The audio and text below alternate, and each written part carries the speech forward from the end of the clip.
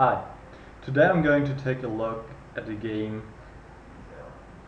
Hikaru Nakamura against, I had to think one moment which game I'm going to analyze today. Hikaru Nakamura against Sergey Karjakin, which was played in the third round of the Tal-Memorial, which is taking place right now in Moscow in Russia. And Nakamura started the game with d4. Karjakin replied knight f6, c4, g6, knight c3, and now black has to make a choice whether he wants to play the king's Indian defense or the queen feld defense, which is initiated by d5. C takes d5, knight takes d5, and now the rather unusual move, bishop d2. Normal main line is here e4. Bishop d2, and obviously white wants to take back on c3 with the bishop and not with the pawn. Bishop g7, another move is knight b6 instead, e4. Also here knight b6 possible, but black takes on c3. And now, as mentioned, white wants to take back with the bishop. c5, d5, bishop takes c3, takes c3, castle, knight f3, usual natural moves, e6. Yep, black has to do something in the center. He can't let white keep this really strong, solid center here, so he's trying to exchange a pawn and open some lines to make it easier for him to bring his piece into play. Okay, white just goes on, bishop e2. d6 might be interesting. It might be possible. Bishop d7, bishop d3, bishop c6, bishop c2, and it's always the question whether pawn on d6 is actually strong or might be weak. There was another possibility. It's an interesting variation. Bishop e2, e takes d5, e takes d5, bishop g4, castle, knight d7. Both sides now have completed their development, and white continues with h3. Black takes on f3. And now the first move I don't really like of black. It's knight e5. As we will see later, the knight is not well placed on e5 and he has to retreat later. And it seems that the bishop is fine on f3, but as we will see in the game, he will go later to b5, and actually black helps a little bit white to do so. So instead, black should have continued with rook e8 or maybe queen f6. And d6 here does not have to be feared because white is not ready yet to push the pawn. Black could just play rook a8, and if white takes on d7 and knight e5, and the pawn cannot be protected. Yeah, after knight e5, bishop e2, I think the position is already unpleasant for black, and it's difficult because it looks like in the first moment that the knight is strong because the bishop seems to be not a really good bishop. It seems to be the knight is dominating bishop, but in fact this pawn on d5 is really strong and it's causing black a lot of trouble, and he has always to watch out for it. And the knight has no outpost here. There's no, and as we will see in the game, black has always problems to place the knight on a good square. He continued with queen d6, rook b1, a good move. Forces black to make a decision how to protect his pawn. Played b6. It is already not too easy. If rook b8, white could even continue with queen a4. Queen takes d5 and queen takes a7. Yeah, I think this is possible, and it's also better for white. Okay, b6, rook e1, rook fd8. If black plays the rook on e8, then bishop b5, rook e7, f4, knight d7, and here white can take over the e file, and it's also better. Rook fd8, and now strong move bishop a6, which is indirectly protecting a pawn d5, because in the end there's bishop b7. So black played rook ab8 and now c4.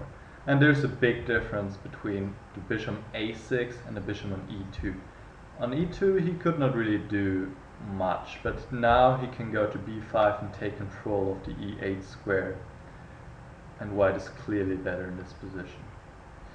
Black now tried to regroup his pieces. Played knight d7, bishop b5, knight f6. Queen e2 is now threatening to get in here. So black played rook b7. Now again a strong move by Nakamura, rook b3, bringing the last piece to the e file and further increasing the pressure on black. Black is continuing to somehow improving his knight, but he can't really find a good square for it. Rook e3, knight g7, and strong move g4.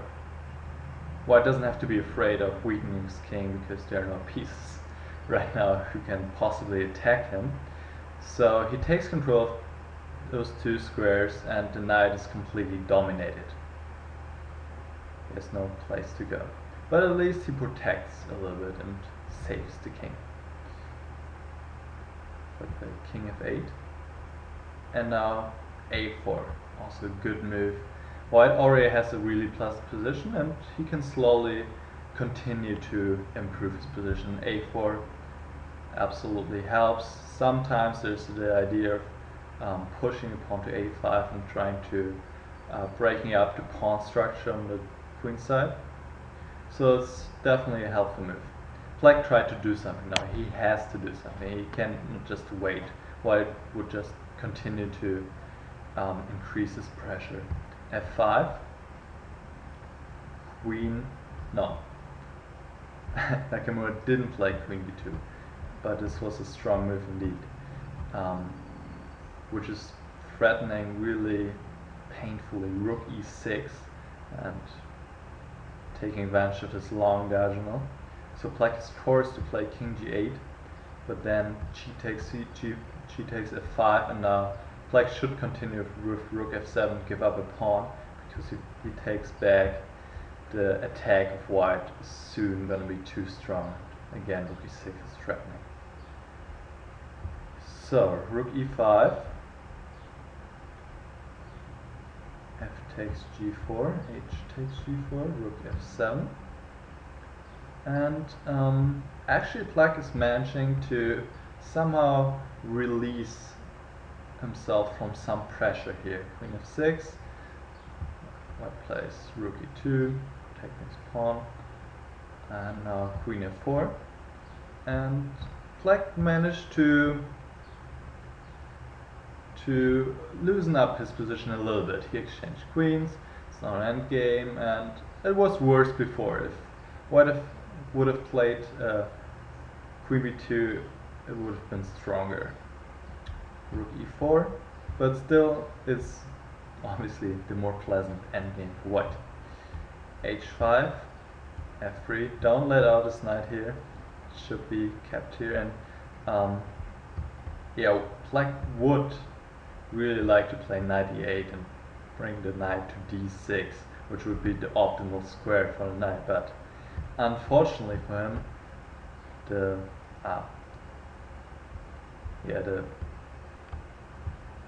pawn endgame is losing. King g2, and like exchanges.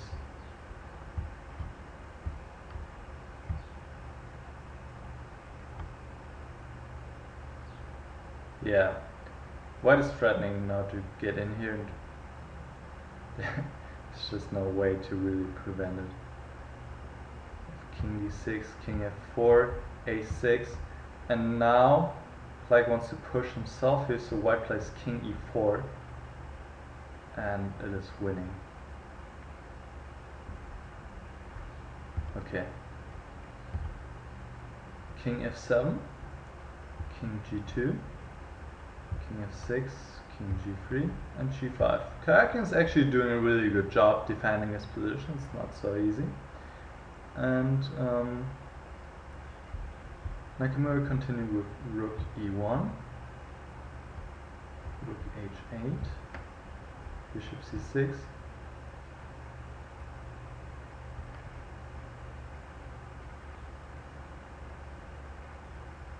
but now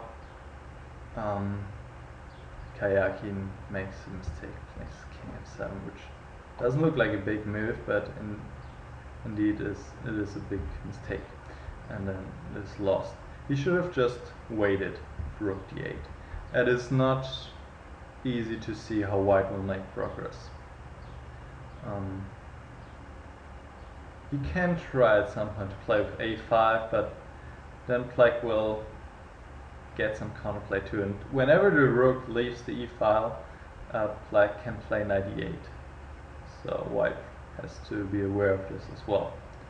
And it seems that black should be able to hold his position actually.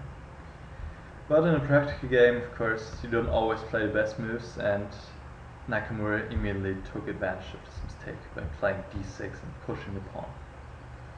The problem is that now black cannot play knight e6 because of bishop d5, which would have been possible with the king on f6. So he played h4 check, king h2, and now he played king f6 to prepare the knight move to e6, but it's too late. d7, knight e6, bishop d5. Here there was a really beautiful finish possible by playing f4. Obviously knight cannot take because of rook e8, and if the pawn takes, then g5 check. So if the king goes to f7 or e7, just bishop d5 wins the knight. So king f5 is forced, and now bishop d5. If now knight g7, then rook e7, and white is winning as well. Actually, I can take a look at this. I was just thinking what happens after king g6, but white can play bishop check and bishop e8, and white will queen. So instead knight c7, and now really nice finish g6, like has to take, and now bishop g8. That would have been indeed a really beautiful finish. After rook takes g8, rook g1 check, and white wins because he can queen. Okay, it's still winning after bishop d5, but yeah, f4 would have been easier. Bishop e4, knight e6, and now Nakamura repeated the moves.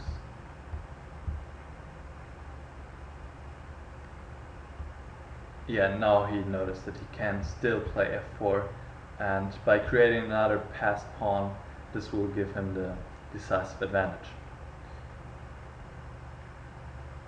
Knight d5 is not possible because of rook e8, so black takes, g5 check. Again, the same idea. If black takes, then bishop g8 is winning. So king g6, rook e5 was the key move. White plays rook e5, protects the pawn, and wants to play bishop e4. Rook d8, bishop e4 check, king f7, and now bishop f5.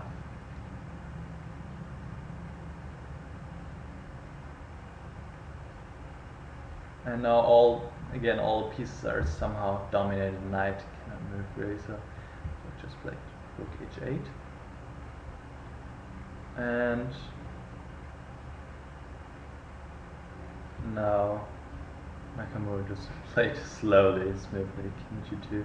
Because black can't really do anything, it's almost like a Zugzwang here.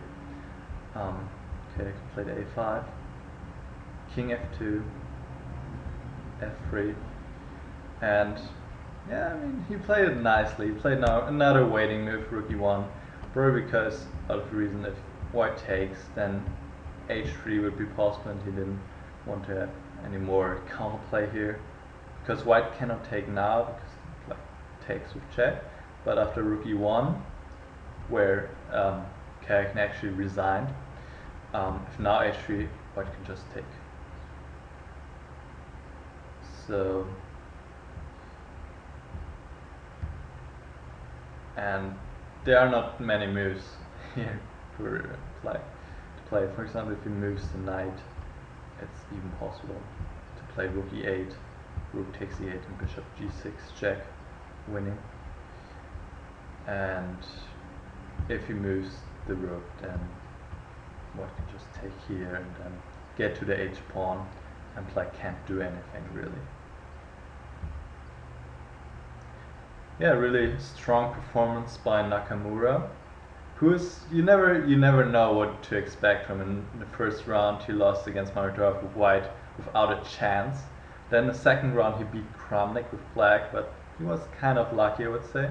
And now a really strong performance in the third game. Yeah, really exciting game so far in the Tal-Memorial, and I'm looking forward to the next rounds. I hope you enjoyed this video, and I'm saying goodbye.